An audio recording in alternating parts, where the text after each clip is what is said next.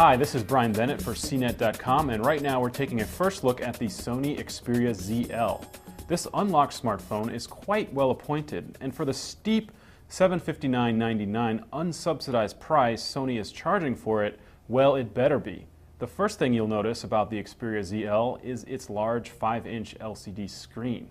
Not only is the screen bright, it boasts a full HD resolution of 1920 by 1080 pixels too, and displays vibrant colors.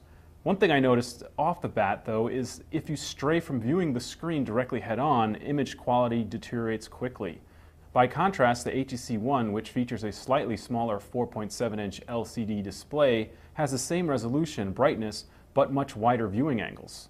Despite its large display, however, the Xperia ZL is sleek. At just 0.4-inch thick, the phone is thin, with stylishly dark good looks. Under the Xperia ZL's display is a slick notification light that looks like some sort of robotic eye winking at me from the future. Well, maybe that's just me. It also changes color depending on the alert the light is calling attention to. Next to that is the ZL's front-facing 2-megapixel camera, which is an odd choice. Typically, phone makers position the cams above, not below the screen. There are no capacitive buttons here either. You have to tap the screen to fire up virtual keys for basic Android controls. On the phone's right edge are the Xperia ZL's only physical controls. Placed here are a thin volume rocker, a dedicated camera key, plus a prominent circular power button sitting in between them. The left side holds a micro USB port, while up top you'll find a 3.5mm headphone jack. Sony throws in a set of earbuds that are nicer than the usual throwaway models bundled with phones. A little door cover slots for micro SD and SIM cards. The battery, however, is embedded. The ZL's back side is textured plastic and not the more premium glass materials Sony uses in the Xperia Z. Another difference between the Xperia ZL and the Xperia Z is that the ZL isn't water or dust resistant. Internal components are the same as the Xperia Z, though.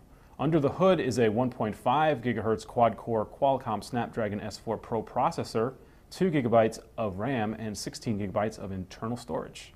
Not too shabby. That hardware powers the Android 4.1.2 Jelly Bean OS and Sony's special UI that's grafted over it. That means you get all the power and flexibility of modern Android. Native support for Google services, including the enhanced search capabilities of Google Now. Sony has infused the ZL with its own special sauce too. Highlights are a handy weather widget and a nice remote control app to use the phone as a second clicker for TVs and AV receivers. The Xperia's 13-megapixel camera has a ton of features, settings, and shooting modes too. As an unlocked GSM handset, the Xperia ZL connects to T-Mobile and AT&T's GSM networks in the US, plus supports 4G LTE bands 1, 2, 4, 5, and 17. I'm Brian Bennett for CNET.com, and this has been a first look at the Sony Xperia ZL.